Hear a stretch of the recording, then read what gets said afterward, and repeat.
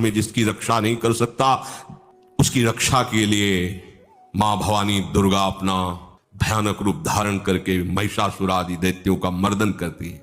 प्रभु है उस रूप में, दूसरा नहीं है। तो उनकी सामर्थ्य कितनी है, त्रिभुवन में कोई सामने खड़ा होने वाला नहीं होता। मां भवानी जिस समय अपने स्वरूप में आती, किसी की ताकत नहीं है। ये शुंभ निशुंभ इतने बलवान दैत्य थे, त्रिभुवन में कोई इनका बाल बांका भी नहीं कर सकता था। स्मरण किया समस्त देवताओं ने तो भगवान से ही शक्ति का प्रादुर्भाव हुआ। इतना सुंदर रूप मां भगवती का। शुंभ निशुंभ के पार्षद घूमते रहते थे, उन्होंने देखा, जाके बताया कि आपके महल में जितनी सुंदरियां उसकी दासी बनने योग्य भी नहीं, ऐसी सुंदरी का हमने दर्शन किया। बोले मेरा जाके परिचय बताओ। बोले ऐसा नहीं लगता कि आपके परिचय बताने से केवल आ जाएंगी। तो उनका अगर ऐसा नहीं तो उसके गौरव को धूल में मिलाते हुए बाल पकड़कर घसीट कर हमारे पास लाओ।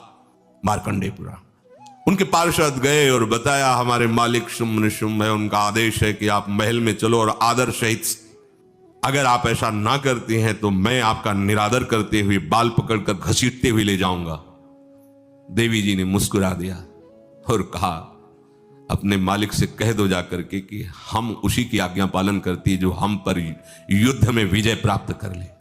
वो जाके बोले हाँ वो तो मत वाले, त्रिभुवन में कोई जोड़ ही नहीं था। आए और उद्दंडता पूर्वक वचन बोलने लगे। माता जी ने कहा तब तक बोल ले जब तक मैं मधु का पान कर रही हूं, बस ये पान करते ही तेरी जीवन लीला समाप्त हो जाएगी। ऐसा ही हुआ। जो ही पान करके सिंह पर सवार होकर गर्जना की, सारा का सारा अहंकार धूल दूषित होकर काट के फेंक दिया। उनकी लीला में क्यों में हो? अरे वो जब करुणा करते हैं, अपनी महिमा से उतरते हैं, तो भक्त जब ऐसे कर देता है तो डरप जाते हैं। अरबों अरबों पवन के समान महान बल है। अगर त्रिभुवन में कोई बल है तो पवन में बल है, वायु बल। बड़े बलवान देवता, बल में इनके समान कोई नहीं। इन्हीं के अंश से प्रकट होते पवन पुत्र हनुमान, और इन्हीं के अंश से प्रकट होते पवन पुत्र भीम। बेजोड़ बलशाली महात्मा, दोनों महात्मा बेजोड़ बलशाली। किलकार दे तो राक्षसियों के गर्भ गिर जाते थे, ऐसे महान बली हनुमान जी। एक उपनिषद में चरित्र आता है कि असुरों पर विजय प्राप्त करने के कारण देवताओं को गर्व हो गया और सभा में नृत्य गान चल रहा था। भगवान जब किसी पे गर्व करते हुए देखते हैं तो उनको अच्छा नहीं लगता। फिर सृष्टि के विधान के प्रधान अधिकारी सब देवतागण और देवराज इंद्र और उन्मत्तता, विजयश्री में उन्मत्तता आ जाती है। तो भगवान ने एक यक्ष का रूप धारण किया और सभा के प्रधान द्वार पर दिखाई दिए। देवराज इंद्र ने कहा कि पता लगाओ ये कौन है। बिना आज्ञा के, बिना सूचना के कैसे आ गया ये, क्योंकि त्रिभुवनपति है ना। अग्नि देवता ने कहा मैं जाता हूं, पता लगा के आता हूं, क्योंकि किसी बलवान का परिचय पूछने के लिए निर्बल को नहीं भेजा जाता। अग्निदेव गए और कहा आप अपना परिचय दीजिए, कौन हो और यहां कैसे आए हो। तो उनका परिचय लेने के पहले हम आपका परिचय जानना चाहते हैं, आप कौन हो। उन्होंने कहा कि मैं अग्निदेव हूं। सामर्थ्य आपकी, त्रिभुवन को उपले की तरह भस्म कर सकता हूं। मैं समस्त प्राणियों के उदर में बैठकर अन्न और जल का पचाकर जीवन दान देता हूं, जीवन पोषण करता हूं। अच्छा, एक दिन का फेंका, हम तुम्हारी बात तभी प्रमाणित, ये उपनिषद की बात, हम तुम्हारी बात तभी प्रमाणित मानेंगे जब तुम इस तिनके को जला दोगे। अब कोई अग्नि देवता से तिनका जलाने की बात कहे, सहज में दृष्टि डाली, कुछ नहीं हुआ, पूरा पावर लगा दिया। यक्ष जी ने मुस्कुरा कर कहा तुम तो कहते थे पूरे त्रिभुवन को उपले की तरह जला दूंगा, अब गिरीवा झुकाई पहुंचे। देवराज इंद्र ने कहा कौन है। बोले असमर्थ रहा उनका परिचय जानने में। वायु देवता, आप अपना परिचय बताइए। तो आप अपना परिचय जो आए हो तो हमें पहले बताओ, तब हम अपना परिचय दें। तो उनका मैं महान देव वायु हूं। बल आपका संपूर्ण जीवों का जीवन हूं। अगर मैं रुक जाऊं तो एक भी क्षण सृष्टि टिक नहीं सकती, क्योंकि सब वायु से जीवित है, और मैं पूरे ब्रह्मांडों को तिनके से उड़ा सकता हूं। ये तिनका है, उड़ाओ। पूरी ताकत लगा दी वायु देवता ने, तिनका नहीं उड़ा। ग्रीवा झुकाई, वो वापस चले गए। अब देवराज इंद्र उठे, जे ही नजदीक पहुंचे यक्ष अंतर्धान हो गए और देखा साक्षात ब्रह्म विद्या दूर से मूर्तिमान ब्रह्म, और डांट लगाई कि तुम उनसे संभाषण करने योग्य भी नहीं हो, क्योंकि तुम सबसे बड़े सिंहासन पर बैठे हो और अहंकार करते हो। तुम्हारे देवता सब सामर्थ्यहीन है, एक तिनका भी अग्नि नहीं जला सका, एक तिनका भी वायु नहीं उड़ा सका। अरे जिनकी शक्ति से शक्तिमान वो भगवान स्वयं आए हुए थे, कांप गए देव। अहंकार मत करो, जाओ, भगवान के बल से तुम विजयी हुए, देवताओं के बल से नहीं। देवताओं में जो शक्ति है वो उन्हीं के अंश से आई हुई है। अरबों वायु के समान महान बलशाली हमारे श्री हरि, अरबों सूर्यों के समान उनका प्रकाश, अरबों सूर्यों के समान प्रकाश, अरबों चंद्रमाओं के समान सुशीतलता, समस्त भयों और दुखों का नाश करने वाले प्रभु श्री हरि। राजा परीक्षित ने पूछा, भगवान काली नाग ने नागों के निवास स्थान रमणक द्वीप को क्यों छोड़ा, और उसने कौन सा ऐसा अपराध किया जो गरुड़ जी से भय उसको हो गया। श्री सुखदेव जी ने कहा, परीक्षित, पूर्व काल में गरुड़ जी जिस सर्प को चाहते, सर्प आहार है, बलात् चाहे 1000 फल वाला हो चाहे सैकड़ों फल वाला हो, गरुड़ जी के पंजे से और चोंच के प्रहार से वो छिन्न भिन्न हो जाता। फिर यह नियम लिया गया कि प्रत्येक मास में एक महान बलवान सर्प तुम्हें भोजन के लिए दिया जाएगा। 1 महीने में एक बार आप आक्रमण करके सर्पों का विनाश ना कीजिए। ऐसा ब्रह्मा जी से पास हो गया था। अमावस्या के दिन महीने में एक बार महात्मा गरुड़ को बलवान सर्प भेंट दिया जाता था और उसे खा लेते थे।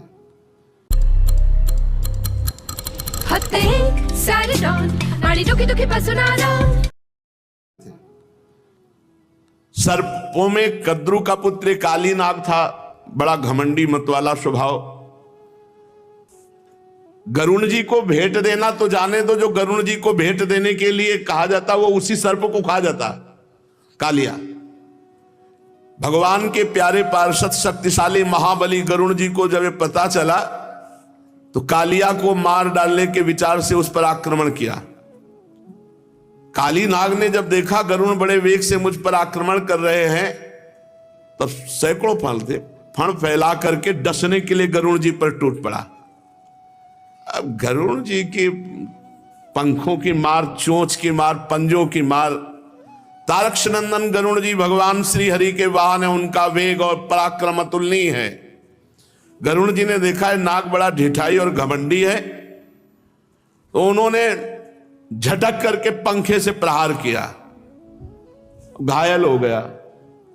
और उसको पता था कि सौवरी जी ने साप दिया है, इस क्षेत्र में गरुड़ जी प्रवेश नहीं करते, इसलिए भाग कर आया और काली दह में छुप गया। तब से अभी तक छुपा हुआ था। इस स्थान पर गरुड़ जी नहीं आ सकते थे। देखो, बड़ों से अगर कोई गलती भी हो जाए तो उनको दंड नहीं देना चाहिए, नम्र ही रहना चाहिए। सौवरी जी तपस्या कर रहे थे, तो उसी क्षेत्र में गरुड़ जी ने एक बड़े मछली को खाया। कहा, गरुड़, तुम्हारी इतनी हिम्मत हमारे सामने मछली को। भगवान गरुड़ जी ने कहा, मेरा आहार ही यही निश्चित किए गए हैं, जलचर जीव।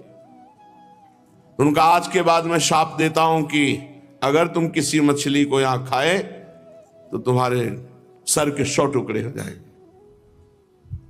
गरुड़ जी तो चलो भाई तुम महात्मा हो इसलिए छोड़ के चले गए, पर मछली के ही मैथुन से भ्रष्ट हो गए, 50 ब्याह करने पड़े। यह अपराध था गरुड़ जी का, नहीं ऐसे महात्मा की बुद्धि। लेकिन मछली का पक्ष लेकर गरुड़ जी को शाप दिया तो मछली के ही द्वारा उनका पतन हो गया। और ये बात पता था काली को, तो ये भाग करके यही इस कुंड में आकर छुप गया। ये बात केवल कालिया को पता थी, इसलिए गरुड़ के भय से यहां रह रहा था। अब भगवान के चरण चिन्ह बन गए, इसलिए गरुड़ जी कभी इसको खाएंगे नहीं। भगवान दिव्य गंधमाला वस्त्र सर्प की जो मणियां उनसे विभूषित कुंड से बाहर निकले। उन्हें देखकर सब ब्रजवासी ऐसे उठ खड़े हुए जैसे मृत शरीर में प्राण आ गए हों। सभी गोपों का हृदय आनंद से भर गया। यशोदा मैया नंद बाबा अपने कन्हैया को गले से लगा रहे। रोहिणी जी, गोपी, गोप सब क्रम से भगवान को गले लगा रहे। बलराम जी मुस्कुराकर भगवान से मिले कि हमें क्या पता था कि तुम्हें यही लीला करनी थी, इसीलिए हमें लेके नहीं आए थे, क्योंकि बड़े भ्राता सर्पों के तो यही हैं बलराम जी। सबसे पहले पुत्र हैं शेष भगवान। कद्रु जी के गर्भ से सबसे पहले शेष भगवान, फिर वासुकी और फिर सम्नाग। बलराम जी श्री कृष्ण को हृदय से लगाकर हंसने लगे। वृक्ष, गाय, बैल, पर्वत, बछड़े सब के सब आनंद मगन हो गए। गोपों के कुल गुरु ब्राह्मणों ने अपनी पत्नियों के साथ नंद बाबा के पास आकर कहा, नंद जी तुम्हारे बालक को कालिया नाग ने पकड़ लिया था, छूट कर आया है, दक्षिणा दो, दान पुण्य करो, निछावर करो। बहुत दान पुण्य किया नंद बाबा ने कि बालक बच गया। सही बात है, सांप के फड़ का प्रहार, उसकी पकड़। नंद बाबा बड़े प्रसन्न हुए और बहुत सा सोना और बहुत सी गौएं ब्राह्मणों को दान किया। परम सौभाग्यवती देवी यशोदा मैया ने काल के गाल से बचे हुए अपने लाला को गोद में लेकर हृदय से लगा लिया। उनकी आंखों से आनंद के आंसुओं की बूंदें बार बार टपकी पड़ती थी। अब ब्रजवासी गौएं बहुत थक गए थे, भूख प्यास भी लगी थी, इसलिए सब वहीं रात में विश्राम किए यमुना जी के समीपवर्ती कुंज में सब। और गर्मी का महीना था, काफी वन सूख गया था। अचानक आधी रात में आग लग गई, विपत्ति पे विपत्ति। अभी कालिया से छूटे, अब दावानल, और वो आग ऐसे लगी कि चारों ओर फैल गई और बीच में ब्रजवासी निकलने का कोई रास्ता नहीं। आग की बड़ी ऊंची ऊंची लपटें, अब ब्रजवासी जगे एकदम, अरे ये क्या। बलराम जी ने इशारा किया भगवान श्री कृष्ण को। सब ब्रजवासियों ने कहा, हे श्री कृष्ण, हे श्याम सुंदर महाभाग्यवान बलराम, कुछ करो नहीं, हम सब ब्रजवासी मारे गए। देखो देखो, ये भयंकर आग चारों तरफ से लग चुकी थी। हमें मृत्यु से डर नहीं लगता, लेकिन तुम्हें छोड़कर मरना भी अच्छा नहीं लगता। भगवान जगदीश्वर, सब लोग आंख मूंद लो। सब ब्रजवासी आंख मूंद लो। भगवान ने ऐसे मुख खोला, ऐसे किया, पूरी आग समेटकर भगवान के मुख में चली है। देखो, ऐसे हम भगवान के सेवक हैं। अगर माखन खाया है इनका ना, तो आग भी खाई है। श्री कृष्ण ने जो किया कभी नहीं, अनुकरण नहीं, उनकी आज्ञा का पालन कर। भगवान ने अपने मुख में, मुखाद अग्नि रजायत, भगवान के मुख से ही अग्निदेव का प्रादुर्भाव हुआ है।